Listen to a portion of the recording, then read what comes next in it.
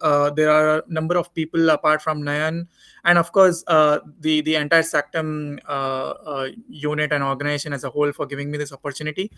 And I just hope that this is going to be really beneficial and fruitful to all the participants here. So to begin with, the topic that was given to me was altitude and adrenaline. And then I think the focus was largely emergency care in the sky. I have kept my presentation very short and simple with some basic things that need to be given as a knowledge transfer. But largely, it is going to be. I am expecting it to be a discussion wherein you can just put up any kind of questions, doubts, suggestions, feedbacks, and then we can always discuss and make it as much fruitful as possible. And before I end, I'm also going to talk a little about, is it really adrenaline or is it something else, right? So let's see how things happen. A little about myself. I call myself an aeromedical intensivist for the simple fact that I have done a fellowship in aeromedicine. Apart from that, I am a consultant in emergency medicine and pre-hospital care. Currently, by organization, I am an associate vice president of clinical operations at Red Health, and we also have a business unit or vertical service vertical. What we call is Red Air Ambulance, and I head that entire vertical. So, to begin with, why are we so serious about air transfers? Why do not we talk about boat or sea? I'm also going to probably share my experiences on what my experiences with boat ambulance or sea transfers of patients later probably. But why are we so serious about air transfers? Why is air ambulance so serious? Anybody can just unmute yourself. Just tell what's on your mind. Why do you think we should be so serious about this?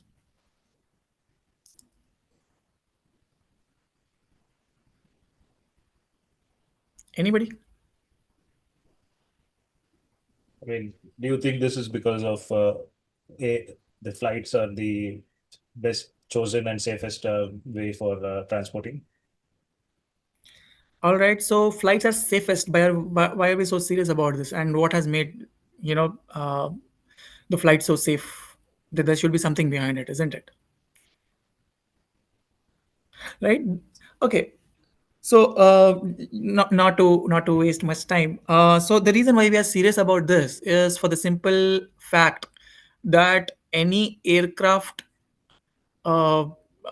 accident or a disaster or incident or different terminologies that you can use, which are probably not mutually exclusive but still mean different meanings, but point towards the same thing, that any a situation that is not favorable that happens in aviation industry is disastrous, right? It People directly lose lives.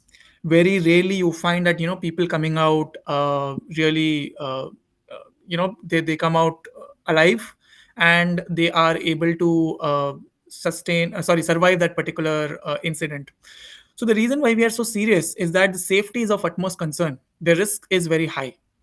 The risk is literally which is the highest when it comes to any other modes of transportation of patients or even normal passengers, if you take, right? Just to give you a very small insight, right? We see pilots whenever they are going before a particular flight, they are going through a lot of checks. They have checklists. They ensure that everything is functioning, everything is going well. There is not a single ounce of doubt. There is no issues whatsoever when it comes to with any of the function of the aircraft, right? But the same pilot, when he goes back home, right, before he starts his own car, he'll not be opening his bonnet, checking his engine, checking whether everything battery is functioning, not functioning. He just starts his own vehicle and he just drives away. And one of the reasons why we are so serious about this is for the simple fact that you will not get help in sky. You Whatever you do, you have to do everything on ground. And once you are in sky, once you are airborne, then you are along with what you already are prepared, and that preparation only happens on ground, right? So the simple answer to this is that the stakes are high. For there are multiple reasons that I have written, which come from common understanding, which is firstly there are huge costs involved. So obviously there are a lot of anxieties that go up around air ambulance. Then obviously it's niche. Air ambulance is on probably the pedestal wherein it comes as a niche of medical um, medical expertise and as well as a niche of aviation expertise, right? Both of them come together, and then you are able to deliver the services what you deliver in air ambulance. So it is a niche of the niches. And then obviously it's unusual, it's not a routine. um, I recently, just last month, for the first time in my life, I was able to transfer the same patient for the fourth time by air. But up until last month, which was sorry, not last month, last week, it was 7th of August. Up until that, the only other patients apart from this one patient, because of some reasons which I'll tell you, all the other patients, the maximum I have ever transferred was twice in life. No other patient ever came with me more than twice, or has anyway traveled air ambulance more than twice. So what that simply means is that for even patients or patients' families, air ambulance is not a usual thing. It's a very unusual thing which they do not know or have experienced before. Then obviously people, specifically in Indian scenario, Indian context, they prefer air ambulances only when the patient is critical, super sick, or unstable, right? And obviously the durations are longer. It is a lot of physical work. We usually think that it is a very simple smooth thing that a passenger just goes, sits in the plane, and then you just fly off. It involves lots and lots of physical work. The expectations are obviously high. Why the expectations are high? Because first thing, there are huge costs. Second thing, air, anything with respect to aviation, the expectations usually double up, triple up. And obviously the last but not the least is for the fact that when you are telling when you are at a niche level, you obviously have higher expectations. And the stakes are also high because there are limitations in the sky. One equipment you forget, you obviously cannot tell that, okay, let's just take from a nearby pharmacy. One medicine you forget, you cannot take from a nearby pharmacy. One small equipment you forget, you cannot take from a nearby hospital. One small consumable, a piece of two consumables to join, a connector, a small battery of a pulse oximeter, any simple thing that you miss to take on ground, you can only find it when you again touch the ground. When it comes to medications, I've already explained to you. When it comes to plane, yes, limitations are with respect to plane. We will discuss that because aircraft becomes a huge deciding factor in terms of the duration of transfer, the space constraints inside the aircraft cabin, the resource constraints inside the aircraft cabin, then also the accessibility inside an aircraft cabin.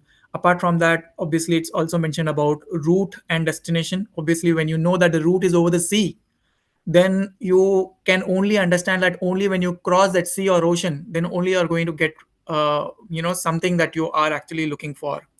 And obviously destination, if in case your destination is a country wherein you know that there are very limited resources, then you better as well carry them along with you with right preparation. And obviously it's the personal, you need to have the right lead trained manpower on your team on board, who understand the situation, who understand the criticality of the air transfers, who know for the fact that we are already limited, so there are no further challenges, and who understand and speak the same common language as that of any other people on the team.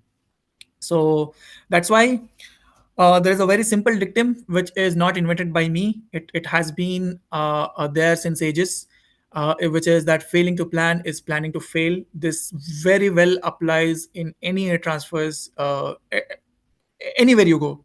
If you cannot plan well, you are definitely bound to fail, right? So preparation happens only on ground, and preparation is literally everything. I always keep telling this, that if in case I want to continue to be a hero in the sky, then I need to prepare on the ground. If I don't prepare on the ground, then I'm definitely a zero in the sky. I cannot be a hero anymore. All right. So that's all about why this is so much important and why are we so serious about it. I hope I'm not too fast. I'm not too slow. Can you just confirm to me on that? Because I cannot see your faces. Yes, going right, going correct. Go ahead, please. All right. All right. Thanks for confirming. The next thing is the spectrum of care. I work, as I was mentioning about my workplace. So at my workplace, we have a lot of scope of services. First is we provide services in charter planes. We provide services in commercial planes. And if you can see my cursor, this is you can see this is a big commercial airline. This is actually taken in Thai Airways, and there's a patient stretcher that is arranged here. So it's called a commercial stretcher service. Then we have got a commercial seat service, wherein a patient is sitting on a seat comfortably, requiring a portable oxygen concentrator and some other devices if as need be, or maybe a nebulizer. Then medical escort service, ECMO patient transfers, and obviously we also do dead body and organ airlifts. We can have discussions on this if in case anybody of you have any doubts with respect to how we do each of these transfers. However, we'll come back to that later. Before that, I would want to continue with my presentation.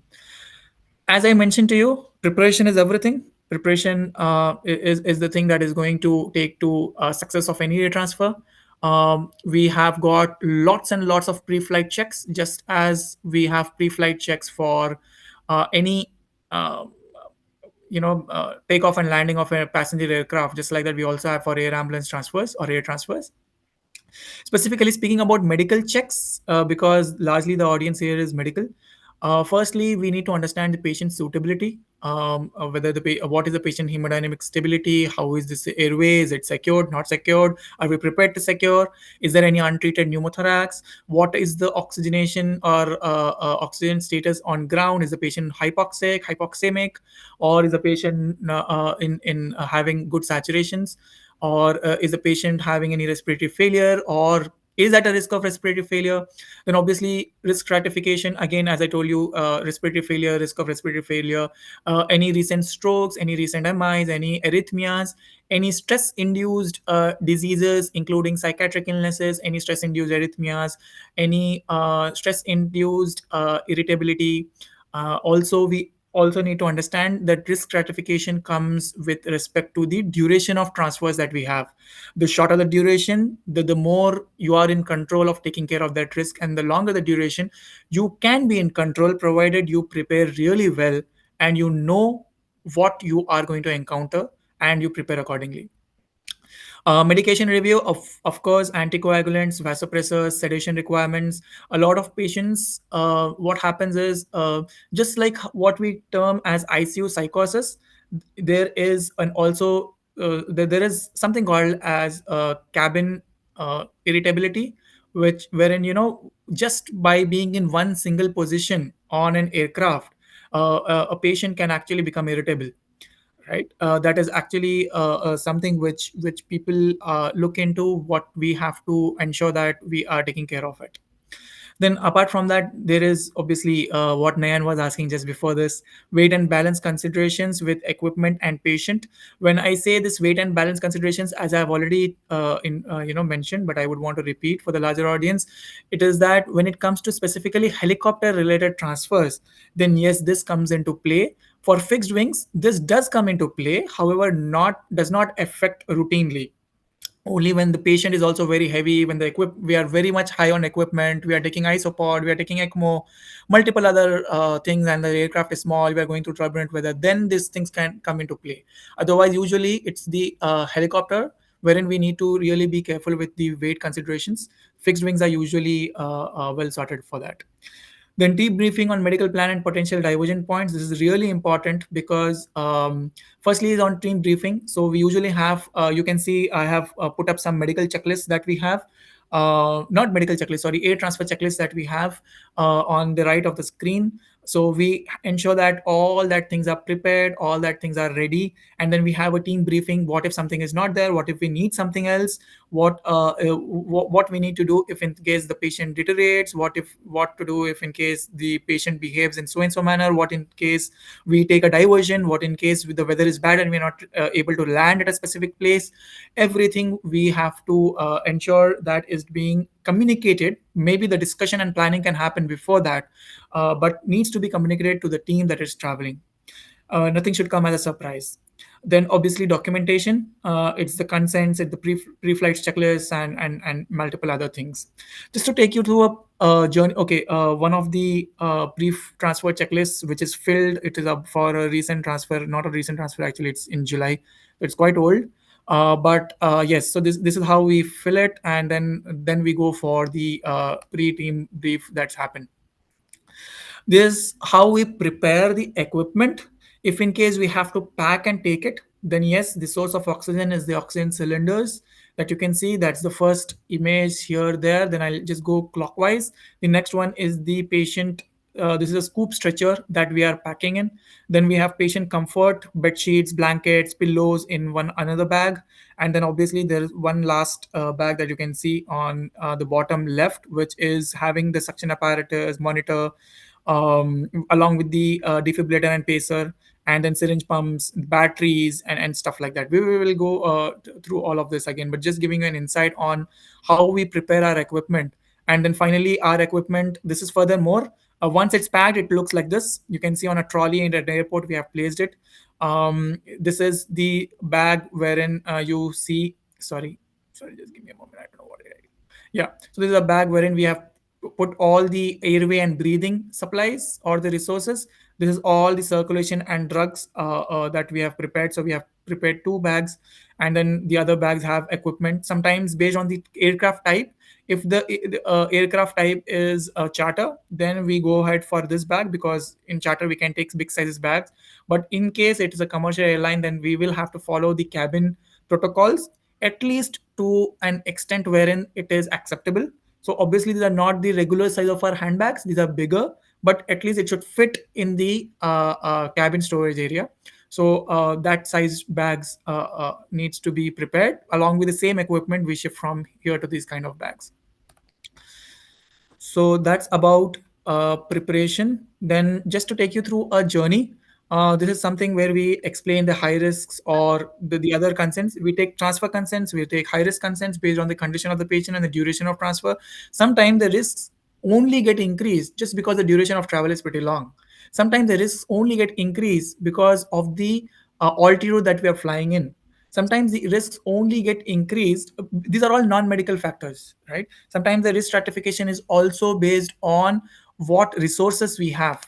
Sometimes the risk stratification is also based on which country we are originating or taking the patient from, right? So all based on that, we then again categorize or stratify it into high risk, low risk, or medium risk. If in case it's a high risk, then we have specific consents. Medium and low risk, we explain to them, and we just take on the transfer consents. Is it getting echoed? Okay. So that's what we do. We first take consents, then we shift the patient into road ambulance. We prepare the patient, shift into road ambulance, then we reach the tarmac area wherein we prepare the aircraft, and then we transfer the patient inside the aircraft. You can see this is a commercial airline stretcher transfer. This is an Indigo flight. The patient is well mounted, secured. You can see the harness, belt, straps, everything.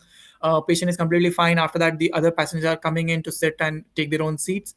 So that's how we have done. If in case it's a charter aircraft, then you can see this is one of my team paramedics who is sitting over there. There's a patient on the stretcher. Then there's a patient's family. I think I saw it. I couldn't blur their face, but yeah. So this is how it is inside. Then once the transfer is done, then we have a post-transfer debrief. We also have a lot of discussions wherein we look to improve. So all that research and discussions and real-time learnings are immediately, when we discuss that in our post-transfer debrief, they immediately change into a change of big systems and inclusion of a lot of ideas. Then we put back our own equipment, just like this is our charging stand, wherein the moment we put it on the charging stand, all the equipment will start getting um, uh, charged and ready for the next transfer. We do training sessions so that we are ready for the transfers. I have put two images of this, just for you to notice that each time we do a training, what we do is we try to constrain the space as much as possible so that the team is ready and learning to learn how to deal with situation and how to manage resources and how to manage emergencies and difficult situations as the space constraint keeps building up. So that's what we do. Then we also liaise with the airport authorities and try to see how best we can get better at systems. We also look at how better we can do with the fabrication part of the aircrafts, how better we can do with the installation of the devices itself, so that to make the patient as much comfortable as possible, so that we can minimize as many challenges as possible. But yet challenges still remain. um, uh, Air medical transfers cannot be without challenges. Firstly, obviously there are operational challenges. We get a call, just to give you an example, we might get a call that we have to transfer a patient from Ranchi to Chennai, but we are currently in Mumbai. So obviously that is going to be challenging, for the simple reason that firstly, either we should be immediately willing to travel to Mumbai, from Mumbai to Chennai, sorry, Ranchi, or we need to really find resources in Ranchi and ensure that the aircraft is ready there, so that the team travels immediately to Ranchi and from there we pick it up. A lot of times, specifically, this is a time in India. Just 4 days back, I was in India, and what I was seeing was that there are a lot of in Hyderabad. I was there in Hyderabad on 13th, and what I could see was there was a lot of rainfall and stuff like that. So the weather plays a very big role, specifically in conditions like this. However, thanks to the large use of fixed wing planes, that gives us a little advantage when compared to the choppers or helicopters. Then obviously night landing limitations. The smaller the aircraft, the more it becomes challenging to fly during the night time. And also it also depends on the ATCs. So what happens in the near remote access locations, or in locations where there are only airstrips, no ATCs, or in locations wherein the ATC closes by sunset, because you cannot land after sunset. For all those areas, you really cannot be able to cater to that particular situations at night, and then you will have to be ready next day morning. Or sometimes what we do is we send the medical teams in the night. They prepare and optimize the condition of the patient, or we I just travel through probably any commercial flight or road, and then once we reach there, we stabilize and optimize the patient's condition, and next day first hour we are ready to mobilize the patient. Sorry. No, Okay. go ahead. Somebody So had muted. Go ahead, yeah, please. then I'm just jumping from one aspect of air transfer to the other aspect of air transfer, but we will all sum it up quite well, and then you can ask me questions wherever you have doubts. I'm just telling you different aspects of what could be going on in mind and what all need to be put in place for air medical transfers. Next thing is obviously infrastructure gaps at airports. Not everybody understands air medical evacuation. Even today, there are lots of airports in India which do not understand it. They do not have basic facilities. When we ask for an ambulance to be prepared, they hardly have a patient moving vehicle with a stretcher, and that stretcher doesn't even recline. There's a lots and lots of. If I continue the list, it goes. But we are working very closely with lot of airline as well as airport authorities to ensure that this is changed, and this is actually changing. If you look at the Kolkata airport, the Raipur airport, we have a lot of changes were done after our inputs at those particular airports. So a lot of things are building up. It's a slow gradual learning and progress, but yes, we are still a long way to go. Then obviously this comes with high cost and limited insurance support. Not every insurance in India covers air ambulance, but good thing is most of the international insurances cover it. However, again, the challenge remains that many of the times, because these are all international companies. For example, it's a US based insurance company, and I am an Indian company. So there is always that incompatibility or a difficulty to get that cashless claim, and different expectations what the family has. So all those still are a challenge that we face. We have already discussed the limitations in the sky. And another thing is about the limitation that is with respect to space. Then obviously there is noise, turbulence, vibration. So a stethoscope, my best friend, some a lot of times does not really give me benefit, specifically when I'm in a chopper. In helicopters, the sounds are very loud, and it is really tough to actually listen to the heart sounds. Even if the patient is having really good heart sounds with tachycardia as well, you'll hardly be able to appreciate it. Breath sounds, so you just don't think about it. Then obviously geopolitical complexities. Needless to say, like when we land in countries like African countries or countries like Pakistan, we do have a lot of issues there. We cannot leave the airport, we cannot get down on the tarmac. A lot of situations are there. Similarly in Russia, similarly in China, a lot of geopolitical constraints. Then obviously remote areas and regions with minimal infrastructure. A lot of times we are there, we have all the resources, but problem comes with respect to language. We are not able to tell them if in case we need something, though it is there with them, they are not able to give it to us because they just do not understand it. We know that they have it, we know that it's there in the pharmacy, but they still are not able to give us. So we have to use a lot of, today at least we are very thankful that we are in a era wherein we have so many tools in hands. So the best thing that comes up is the Google Translate, or we also have something called as the Translate AI, which I use. It really gives good translation. So these are all the challenges in air medical transfers So how do that you keep coming. manage the SIM, Dr. Misbah? How do you manage the SIM? You keep How traveling to do I these countries. The sim? cellular phone, how do you manage with that? When you land, you don't have data, you don't have any network. I'll tell you something. It is so again so much thankful to the development and technology that we have. I have Indian operator. It's Airtel, and wherever I Mhm. go, I use the roaming feature Network of it. follows. It gives you in almost I think 170 or 180 countries all across the world. I'll just tell you two things that I've learned so far. There are very few countries which we need to be careful about because none of the Indian operators give it. That is one aspect of it. In India itself, I face the maximum issues when I travel to Jammu and Kashmir. There, the only SIM that can be used is a postpaid SIM. So what I do is I take my colleague's postpaid SIM. Now, very recently, I got an office phone, so now I'm over and above it. But up until now, it used to be a huge challenge because they only give certain numbers are allowed there, and only certain SIMs are allowed with that too with postpaid capabilities. Okay. So yes, So this yeah, we'll becomes a move ahead. challenge We'll for us. move ahead. Yeah.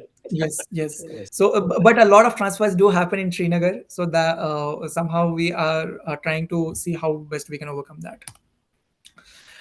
The next thing that I would want, and I'm sure most of the people might here be interested to know, is how do we respond, and is it any different from what we do on ground? To be honest, it is not largely different, but yes, it is an extension of what we do on ground. We still follow ABCDE. That remains the gold standard no matter what. And that is why I am always thankful to the basics of emergency medicine that we all learn in our post graduation or the residencies that we do across. So, anywhere we go, it's always ABCD. Only extensions, just like, ATLS, it is airway with cervical spine motion restriction, breathing with ventilation, circulation with the hemorrhage control, if I'm not wrong. So just like that, here it's altitude and airway, breathing and barometric stress, circulation and cabin conditions, disability and disorientation, and then obviously environment and evacuation.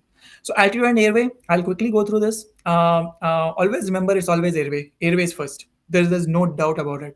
Whether you're in sky, whether you're on ground, wherever you are, airways first. And just one thing to keep in mind, that altitude changes a lot, specifically when it comes to oxygenation, right? And if in case you're trying to secure an advanced airway, then you might as well try to keep in mind turbulence.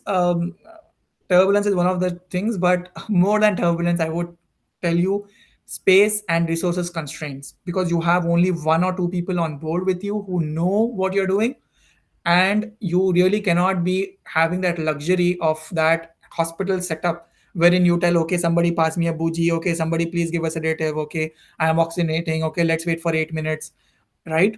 I'm not telling you not to do it. Pre-oxygenation is very important. Adequate oxygenation is the key for successful intubations. But at the same time, you need to understand that you're racing against time, you're racing against space, you're racing against resources.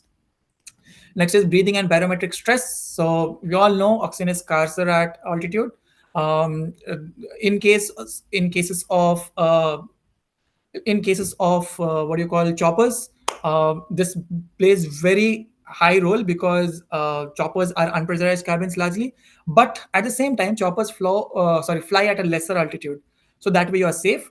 When it comes to fixed wing aircrafts, they fly higher, but the cabins are pressurized, so 6,000 to 8,000 feet, and then you are again safer at that place. But remember that whatever medical oxygen that you're carrying, please use it very efficiently, because just like any other vehicle, I say that in for air transfers, oxygen is the fuel. Then circulation and cabin conditions. One thing that happens very common, but what we overlook is the dehydration. And dehydration is one of the simple things of aviation fatigue. Even if I travel like a normal passenger, I will feel fatigued, because and one of the key reasons behind that is dehydration. And that is something which many of us overlook. So of course, apart from that is the pressure swings, the blood pressure swings, and then limited access, tight space, cabin physiologies, uh, the altitude induced confusions, anxieties, motion sickness, etc. And obviously environment, equipment, and evacuation. Very important that, what if there's a diversion, what if there's an emergency landing, what if we have to do, there's a rapid descent, what if the weather is very bad, and suddenly the aircraft by itself loses altitude.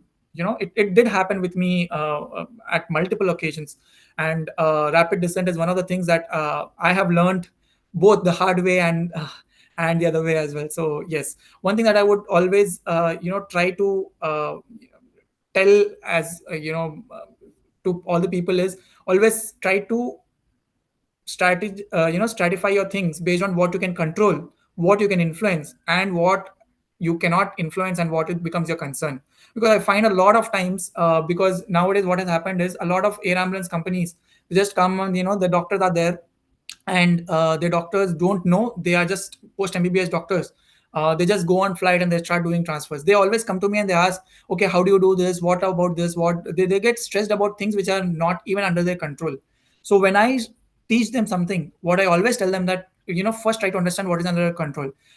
Where to land is not in my control. I am a doctor.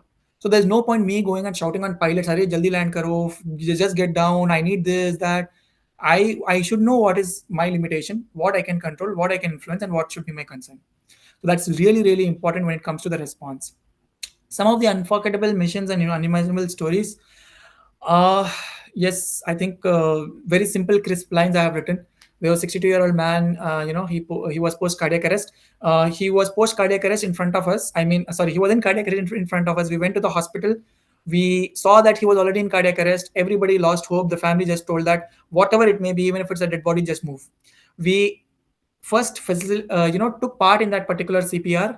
We ensured that the metabolic acidosis is reversed, the patient came back, the hyperkalemia is reversed, and then we ensure that the patient is has achieved ROSC. Then we took that patient, we intubated, then we took that patient onto the aircraft, and as we were landing, that patient actually opened eye, he was neurologically intact. Really great results after that. Then four wounded soldiers. This happened while I was serving as one of the medical officers for the Chhattisgarh election in 2023. That time I used to work with my previous organization by name ICAT. So I took four wounded soldiers all at once. So they had suffered a bullet. There was a scuffle between the Moise group and the soldiers. So they were all wounded, and one had wound directly onto the liver, and he was bleeding profusely, both externally as well as internally. And we had to somehow take him, because there we were in a remote location, one of the very small districts called Jagdalpur, and away from Jagdalpur. We were there almost in a very Naxalite area kind of a thing. It's a forest. So we had to take him first by a chopper to Raipur, then stabilize in Raipur because he was bleeding profusely, arranged blood, started blood, and then again moved further to AIMS New Delhi, because we wanted him to be operated at the earliest. Then there was another wounded soldier. You can see this image. This is a victim of an IED blast. He accidentally stepped onto an IED and then blasted. And then this went into this blast injury. This patient also I was able to transfer successfully. So yes, some other stories that were there, and the people who have come, a lot of experiences that have been there, and still a lot of learnings. I would never call myself an expert in this probably, but I would definitely call myself a very interested student into this, because I keep learning with each transfer that comes. So what is the way forward? I think it's telemedicine and AI that is now getting integrated. I am already working on this. We are also doing working on how eVTOL air ambulances are going to benefit. Already there are some companies in India who are already working with eVTOL air ambulances. We are also trying to see how best and cost effective we can do this. eVTOL simply means electrical vertical takeoff and landing. It is similar to a drone, completely without fuel, only and only based on electric power. And an integration with public health services, this is the need of the hour. We are trying to see how much we can make this as much accessible to general population as much possible. So at the end, I just put three pictures of mine: one in a commercial airline, one in a helicopter, one in a charter plane. And we just, we just carry. We are not just flying patients. We are carrying someone's hope, someone's life, and someone's loved one. And regarding adrenaline, this is just how I look at things. I feel that it is not about adrenaline. It is about purpose, which is dopamine driven. It is about being calm in the entire chaotic situation, which is serotonin driven. And obviously, it is about endurance and that commitment and that, never give up thing, which should be supported by your cortisol, because you should never get in stress. So that's how I would want to end this talk. But I'm very happy to take any further Yeah. questions. So really, really great session, Misbah. I think I'm getting a recall. Yeah. So really great session. You've started from the preparation phase and now you have taken us to the case discussion also. Really amazing. I just wanted to start a discussion, talk to you about few Yeah, things. I think even our let's do it. audience are also eagerly waiting to just discuss few things. So what do you Let's do it. think Yeah. a young emergency physician should focus on? What skills should they focus on to develop if they want to be somebody like you, if they want to join an air ambulance? Okay, so I always tell this that we are no different breed. We are just like you or anybody else, just like usual routine emergency physicians. Only thing that you have to do is have that willingness to learn something more, to give a little more into more commitment towards saving lives, come what may. Because air ambulance is something which doesn't come with time. It's not that my shift is over, so I will not be going any further.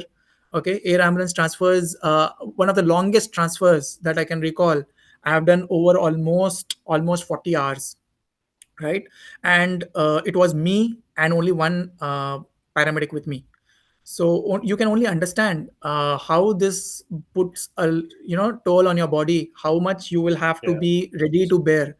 So So I first think and beyond foremost, that procedures, dedication and commitment should be there. The second thing is, obviously, if in case you are asking about medical knowledge, it's no rocket science. There are good courses available in India. One of the companies where I was associated earlier, which is ICAT, has already rolled out a course, and I was a student of the first batch of FAM. Apart from that, there are other companies in India. You can get in touch with me. Probably we are rolling out a lot of courses.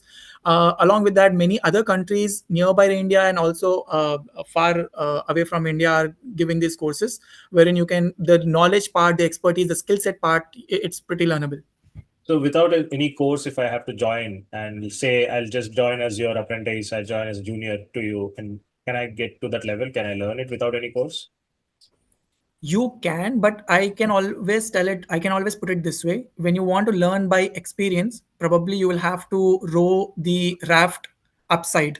But when you are, learning through proper mentorship, guidance, and the right knowledge base and sources, then probably you are building a bridge and you are crossing the river very fast, right? So Yeah. it's how we would want to choose it. Of course, even 15 years back, everybody used to learn only by experience, and the courses have just come recently. So yeah.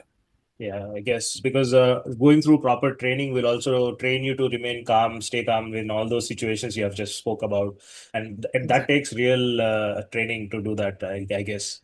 So, what do you Yes. do in such? I mean, obviously, as everyone here is an emergency physician, there, no, everyone knows how to remain calm in crisis, but especially in such pressurized cabins and in the 30,000 feet above sea level, how are you going to remain calm? Is it instinctive or is it like you have in the beginning? Let's start from the first day when you were there.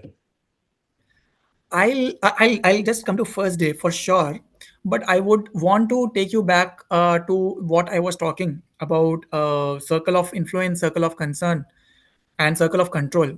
See, as long as I know what is under my control, and if I know that with that I'll be able to take things under control, or the situation is going to be stabilized, then I need not stress about anything, right? I am very much calm, and I just tell that, okay, I have this, I have this, I have this. I know how what needs to be done if this happened, what needs to be done if this happened. And then I also know, thanks to our specialization in emergency medicine, we also know that if in case I give a particular medication or if in case I do a specific maneuver, what I need to expect, what when do I know if things are going worse, when do I know if things are getting better. When I know that, then there's nothing for me to get stressed. The second thing is, if in Yeah. case things are not under my control, then how can I influence it? If in case I can influence it, then how do I influence it? And if in case they are not under my influence at also, then it's just my concern that I'll just go and speak to the pilots, tell them that okay, I'm really concerned, I need to land at a nearby location at the earliest, I need to get this something, whatever goes there. So as long as you know that you what is under your control and what you cannot control, you when you are Yeah. able to segregate those things, you will not be under stress. So pretty much the same as our on-ground ERs. As Yes. long as you follow the protocol, as long as you follow the procedure to the book, you're good enough. And inside your conscience, you also know that you have done everything you could, so you can sleep well at night. So the Professor Ropi Sanjeev sir is here, and sir is asking, is this a game only for young men, or old people can also take it up? I mean, say old meaning 40-year-old, 40 plus. Thanks for asking me that, because we have a very different kind of understanding here, specifically in the subcontinent, Indian subcontinent. I would put it this way: when I took the training in the UK, I have seen with me a 42-year-old person taking training. He's not teaching; he's training. Okay. He's taking training in the same So, batch. yeah. And not just that, or not just that, with me, one of the people who actually under whom I did my observership when I was doing my training in UK, he himself was 56 years old. He was a critical care physician, and he himself was 56 years old. So I think it is more about the limitations that we are creating amongst ourselves, right? Okay. If we are creating limitations, uh, uh, and obviously, it also depends on what you're ready to endure. If you say no, I cannot sacrifice sleep, I cannot be awake for 40 hours straight, then obviously, you, because today, unfortunately, I'll tell you, the reality is that I cannot tell that okay, it's a 30-hour transfer, so I want four people on the medical. The moment I tell four, the cost is going to get double. And in specifically the Indian market or even the other Asian market, which is very cost conscious, are not going to take that service. So Yeah. in order to be in that race and competition, you have to cut down on that. And the only thing that you're left with is to ensure that you have to go through that entire phase of you have to endure that, and after that you can take it off.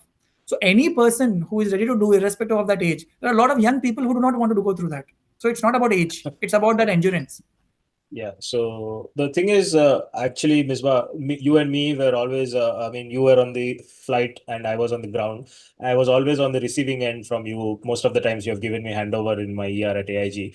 But now let me ask you, if I were to send you the patient, I mean, just let's put it this way, that what mistakes do you find in a ground ER team who are transferring and handing over it to you? So do you have any mistakes commonly found? Is there any errors which we should avoid before giving the handover to a air team? I would divide this into two. First is, I would call it as a mindset issue, because a lot of doctors, specifically when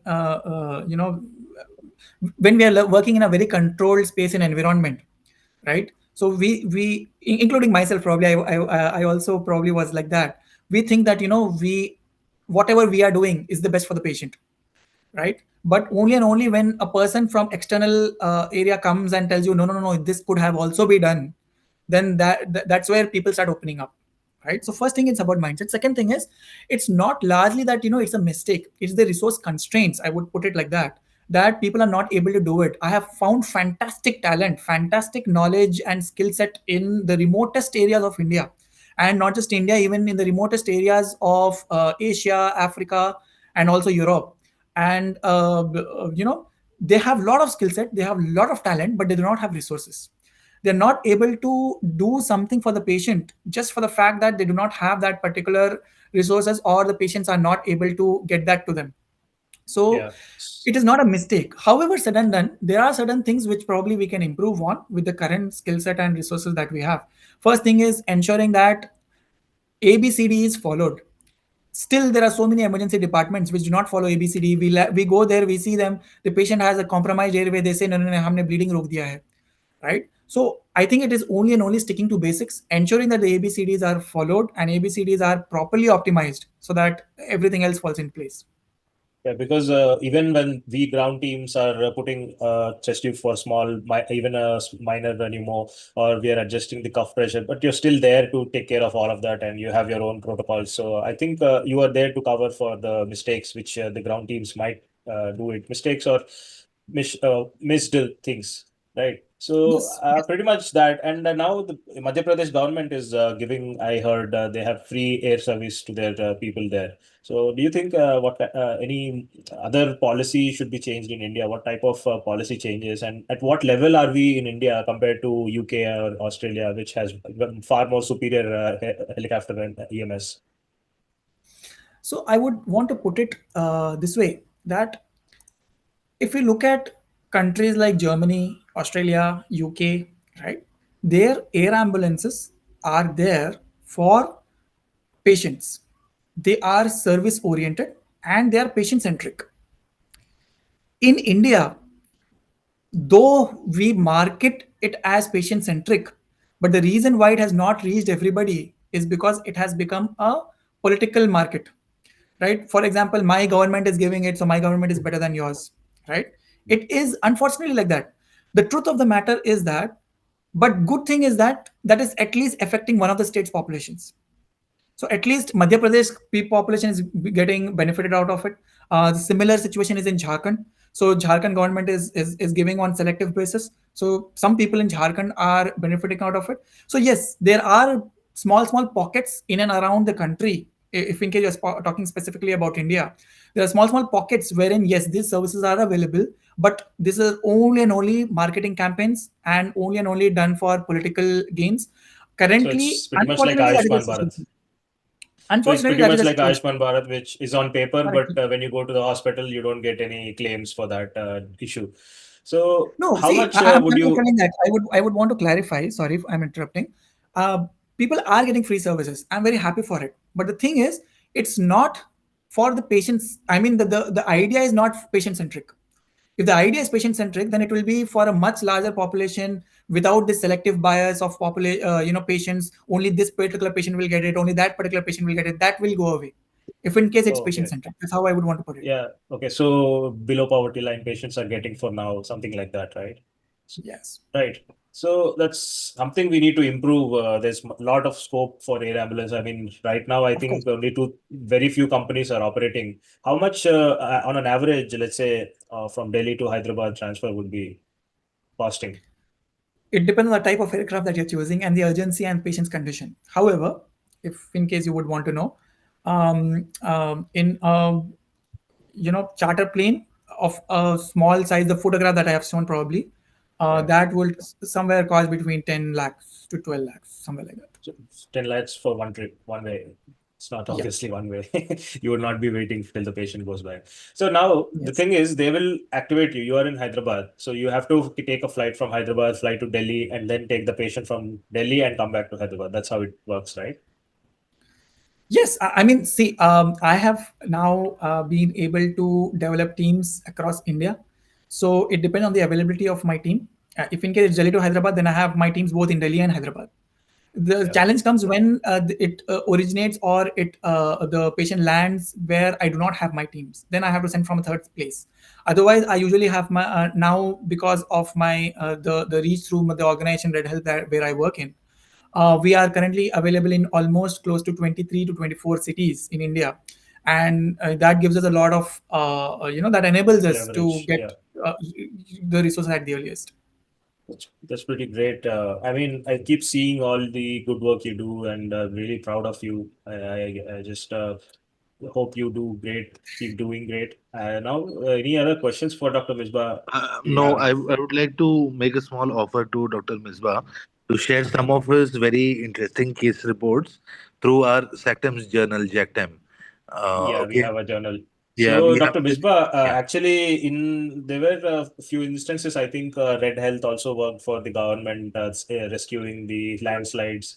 in Northeast India and also in the recent Ahmedabad crash. So Red Health has responded to that very quickly. So we'll maybe get an opportunity to publish all those cases, interesting case reports in under our EMS section, EMS and air transport transfer section for the journal. So that will help a lot of people. So any other questions?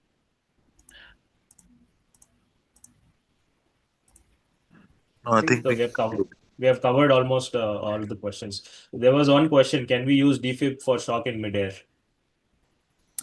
Yes. So we have air compatible devices, and one of that is a defibrillator as well. So we can use that in midair. And I think I in one of the equipment photographs that I showed, that is the one that I'm talking about. So that is air compatible airworthy defibrillator, manual defibrillator, wherein you can select your own joules and you can defibrillate, and that also has a pacer. So you can select your own energy and intensity of electricity that you want to give for pacing. Cool. So I think that's it. We have taken a lot of your time. Thank you for spending time with us today evening. We just hope we can. Thanks you once again all the Yeah. members of SACTEM as well as Nayan for this opportunity, Thank you. and I'm sure this was pretty useful to all the participants here.